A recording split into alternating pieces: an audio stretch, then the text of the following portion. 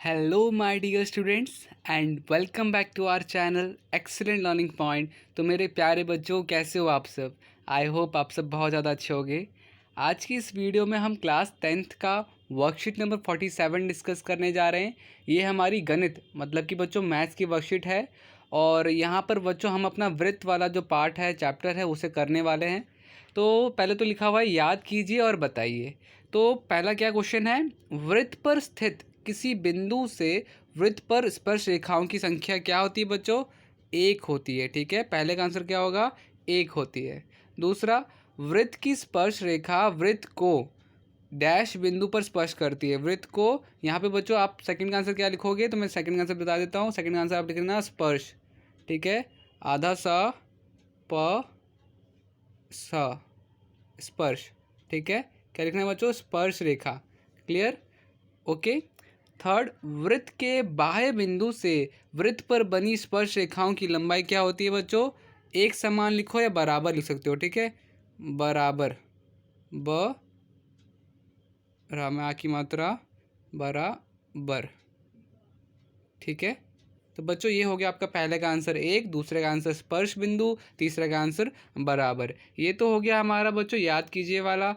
अब इस जो आज की वर्कशीट है इस पे कुछ क्वेश्चन आंसर्स दे रखे हैं। तो देखो, सबसे पहला क्वेश्चन आंसर आप पहले अच्छे से देखो क्या दे रखा है। बोला जा रहा है चित्र में सी वृत्त का केंद्र है। सी हमारा वृत्त का केंद्र है। एम का मान ज्ञात करना है। तो बच्चों पहले आते हैं आंसर शीट पे, देखते हैं कैसे निकालेंगे हम एम का मान। तो बच्चों देखो यहाँ पर क्या होगा, हमें हमारे पास पूरा एक ट्राइंगल दे रखा है इस तरह से। ठीक है, अब इस तरह से ट्राइंगल इस तरह से हमें हमारे पास ये जो है ये सर्कल दे रखा है और यहाँ पर एक एंगल दे रखा है। ठीक है, अब यहाँ पर क्या होगा बच्चों कि हमें m की वैल्यू, ये जो m है ना, m का मान याद करना है। तो यहाँ पर m और यहाँ पे जो m है, हमें पता है बच्चों कि किसी भी क्वाड्रिलेटरल जो होता है, ठीक है, उसका क्या होता है बच्चों? सम क्या होता है? एंगलों का सम क्या होता है? 180 होता है। क्या होता है? 180 होता है। ठीक है, तो यहाँ पर आपके पास एंगल कौन कौन सा दिख रहा है बच्चों? तो बी ए डी, एक तो ये वाला एंगल, और बी सी डी। ठीक है, ठीक है बच्चों, तो यहाँ पर आपका क्या हो जाएगा? तो B A D B C D क्या हो जाएगा? 180। आप रीजन का लिखोगे बच्चों? समपूरक कोण।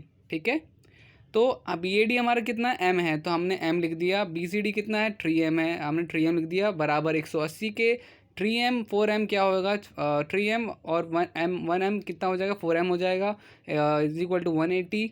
m is equal to 180 divide by 4। इसे बच्चों आप काट देना, काटने के बाद आपका आंसर क्या आएगा? m की वैल्यू 45। ठीक है, फर्स्ट क्वेश्चन क्लियर हो गया। आते हैं सेकंड क्वेश्चन क्या है, देखते हैं पहले तो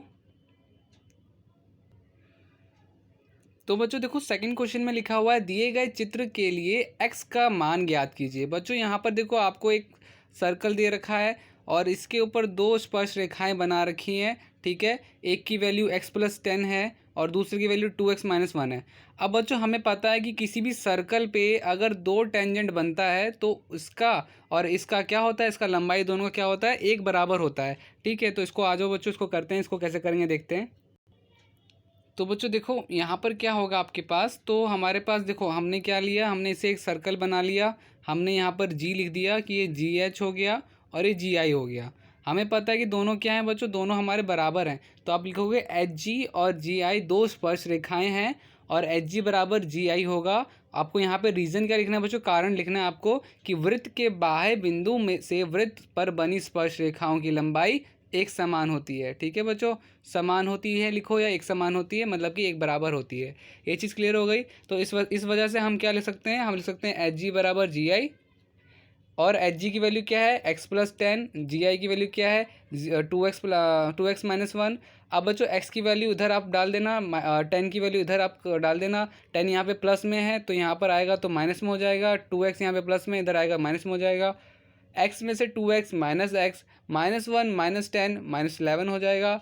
माइनस से माइनस कैंसिल, x की वैल्यू क्या आ जाएगी? 11। तो ये हो गया हमारा सेकंड क्वेश्चन। आते हैं थर्ड क्वेश्चन पे। थर्ड क्वेश्चन क्या है बच्चों हमारा? तो थर्ड है 6 सेंटीमीटर त्रिज्या वाले वृत्त पर दो स्पर्श रेखाएं एक बिंदु के साथ एक 120 का कोण बनाती है, सिद्ध कीजिए कि स्पर्श रेखा की लंबाई क्या हो, √3/2 हो। अब बच्चों यहाँ पर इसका डायग्राम कैसे बनेगा, पहले तो बता दूं कि उस जो वृत्त है हमारे पास, जो सर्कल है, उसकी त्रिज्या कितनी है, उसकी त्रिज्या 6 सेंटीमीटर है। और जो बाहर के पॉइंट से, बाहर के बिंदु से बच्चों कितने का कोण बना रही है, 120 का। तो और हमें प्रूफ क्या करना है कि स्पर्श रेखा की लंबाई क्या हो, √2 √3 हो। तो आते हैं पहले आंसर शीट पे। तो बच्चों देखो डायग्राम मैंने बना दिया। डायग्राम आपको कुछ इस तरह से बनाना है। हमें एक सर्कल दे रखा था, हमने सर्कल बना दिया। हमसे बोला गया क्या कि त्रिज्या क्या है, त्रिज्या 6 है। तो यहाँ से भी 6 होगा और यहाँ से भी क्या होगा, यहाँ से भी 6 होगा। ठीक है। बोला जा रहा है बाहर के एक पॉइंट से क्या बन रहा है, बाहर के एक पॉइंट से 120 डिग्री का कोण बन रहा है। कितने डिग्री का बन रहा है, 120 डिग्री का। बच्चों ये पूरा 120 है, इसका आधा कितना होगा, आधा होगा 60। ठीक है। अब देखो यहाँ पर हमें बोला जा रहा है कि जो ये टेंजेंट है, स्पर्श रेखा है, ये क्या हो, 2√3 आए। ठीक है, ये क्या आए, 2√3 आए। तो देखो हम क्या करेंगे, यहाँ पर हमें पता है कि ये एक क्या है, 90 डिग्री का ट्राइंगल है। ठीक है, क्या है, ये एक 90 डिग्री ट्राइंगल है। आप देखोगे तो यहाँ पे आपको पूरा एक 90 डिग्री मिलेगा। तो हमें ये 60 डिग्री पता है, इतना हाफ क्या होगा, 60 होगा, आधा क्या होगा, 120 का आधा कितना होगा, यहाँ पे इतना 60 होगा, और ये 90 होगा। ठीक है। और हमें क्या चाहिए, हमें इसकी वैल्यू चाहिए, AP की। ठीक है। तो हम यहाँ पे ट्रिग्नोमेट्री लगाएंगे बच्चों, ट्रिग्नोमेट्री लगाएंगे। तो यहाँ पर क्या लिखेंगे हम, tan theta is equal to P/V, मतलब कि परपेंडिकुलर अपॉन में बेस। tan 60 है, कौन सा एंगल है बच्चों, tan 60, वो होता है OP डिवाइड बाई आपका PB। ठीक है ना। OB किधर है बच्चों, तो OB आप देख लो यहाँ पर, OB कौन सा दिख रहा है आपको, तो देखो यहाँ पर OB और PB। ठीक है। तो यहाँ पे बच्चों हम इस ट्रायंगल को ले रहे हैं। ठीक है। हमें हमारे पास ये चीज़ दे रखी है, हमें क्या है, हमें ये, हम दोनों में से या तो हम ये निकालें या तो ये निकालें, क्योंकि दोनों बराबर ही है, या तो ये निकालो या तो ये निकालो। हम ये निकाल लेते हैं। ठीक है। तो यहाँ पर हमारे पास क्या आ जाएगा, तो हमने फॉर्मूला लगा दिया। tan 60 की वैल्यू आती है √3, OB की वैल्यू मुझे पता है 6 है, PB निकालना था। ठीक है। तो हम कैलकुलेशन करेंगे। यहाँ पर बच्चों क्या होगा, PB ऊपर आ जाएगा, √3 नीचे आ जाएगा, क्या आएगा, 6√3। बट हम इसके क्या करेंगे, रैशनलाइज करेंगे, √3/√3 आएगा, ये कट जाएगा, हमारा 2√3 आंसर आएगा। ठीक है। और यही चीज़ बोली जा रही थी ना, 2√3 प्रूफ करना था, तो वही चीज़ हमने प्रूफ कर ली। ये चीज़ क्लियर होगी बच्चों। तो ये था हमारा थर्ड क्वेश्चन। आते हैं फोर्थ क्वेश्चन में। तो बच्चों देखो फोर्थ क्वेश्चन क्या दिख रहा है आपको, फोर्थ में लिखा हुआ एक वृत्त ट्राइंगल DEF की भुजा EF को बिंदु P पर और भुजाओं DE और DF को बढ़ाने पर क्रमश बिंदु Q तथा R पर स्पर्श करता है। सिद्ध कीजिए कि DQ जो है हाफ ऑफ ट्राइंगल DEF का परिमाप हो। तो बच्चों देखो यहाँ पर ध्यान से समझना कि डायग्राम कैसे बनेगा। ठीक है, इसका चित्र कैसे बनेगा, तो पहले वो देख लेते हैं। तो बच्चों पहले तो आप डायग्राम देखो, डायग्राम बोला जा रहा है कि पहले तो त्रिभुज है, एक क्या है, एक त्रिभुज है DEF, और उसका जो बीच वाला पॉइंट है वो सर्कल से क्या कर रहा है, टच कर रहा है। और फिर अगर DE की भुजा बढ़ा दे और DF की भुजा बढ़ा दे तो वो Q पर भी एक टच कर रहा है और एक R पे भी टच कर रहा है। ये बात बताई जा रही थी। ठीक है। अब जैसे कि हमें पता है कि एक ट्राइंगल में दो टेंजेंट बराबर होते हैं, ये चीज़ हमें पता है। तो देखो क्या लिखेंगे हम कि हमें सिद्ध क्या करना है, DQ 500 कैसे लिखोगे बच्चों, हमें सिद्ध क्या करना है, हमें सिद्ध करना है कि DQ half of triangle DE का परिमाप हो। ठीक है। तो यहाँ पर क्या करेंगे बच्चों, DQ जो है DQ जो है DR के बराबर होगा, मतलब कि ये जो DQ है ये DR के बराबर होगा, क्योंकि देखो दो टेंजेंट बन रहे हैं ना। और फिर EQ जो है, मतलब कि आपका कौन सा, EQ, ये वाला EQ। ठीक है। ये वाला EQ किसके बराबर होगा, EP के बराबर होगा। और ये वाला FP किसके बराबर होगा, FR के। आप अगर देखोगे तो छोटा सा दो टेंजेंट इसके भी देखा जाए तो ये भी दो टेंजेंट ही है, ये एक पॉइंट से दो टेंजेंट यहाँ पे भी बन रहे हैं। ठीक है। तो इसलिए हमने यहाँ पर EQ को बराबर कर दिया EP के और FP को बराबर कर दिया FR के। तो ये आपने इतना लिख लिया। अब देखो हम क्या ले रहे हैं, हम ले रहे हैं यहाँ पे DQ। ठीक है। DQ क्या हो गया, DQ बराबर हो गया DE और EQ के। ये चीज़ क्लियर। ठीक है। और हम फिर यहाँ पे बच्चों आपका जो DE है, ठीक है, DQ के साथ DE को तो DE लिख रहे हैं, बट यहाँ पे EQ को क्या लिख रहे हैं बच्चों, EQ को EP लिख रहे हैं, क्योंकि हमने अभी जस्ट देखा था कि EQ हमारा किसके बराबर है, EP के बराबर है। सेम बच्चों हम DR के साथ भी करेंगे। DR किसका बराबर है, तो DF और FR। DF को DF लिखेंगे, FR को क्या लिख देंगे, FP। ठीक है। इन दोनों इक्वेशन क्या करेंगे बच्चों, हम इक्वेशन 3 और 2 जो बनी है हमारी, थर्ड और फोर्थ, उसको हम क्या करेंगे, जोड़ देंगे।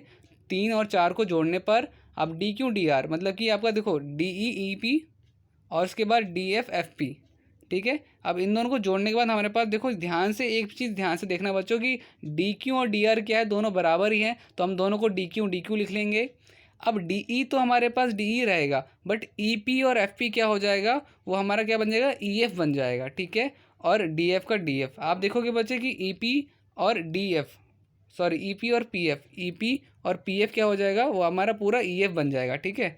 तो ये चीज़ तो क्लियर हो गई, हमने यहाँ से ई पी ले लिया और एफ पी ले लिया, उसको जोड़ के ई एफ बना दिया।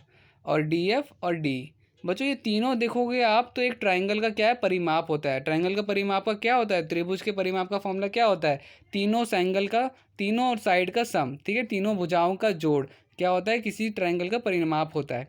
तो ये हमने कर दिया यहाँ पर डी ई एफ और डी ई एफ और डी एफ और डी क्यू हमारा क्या हो जाएगा, 2 DQ, और ये हमारा क्या हो जाएगा, ट्राइंगल डी एफ का परिमाप। बच्चों 2 नीचे आ जाएगा, half D triangle D F का परिमाप बन जाएगा ये, ठीक है। तो बच्चों यही था पूरी की पूरी वर्कशीट में। उम्मीद करता हूँ सारे क्वेश्चन आपको समझ में आ गए होंगे। तो आज की वीडियो में बच्चों इतना ही था, बाकी मिलते हैं नेक्स्ट वीडियो में, तब तक के लिए bye bye and take care.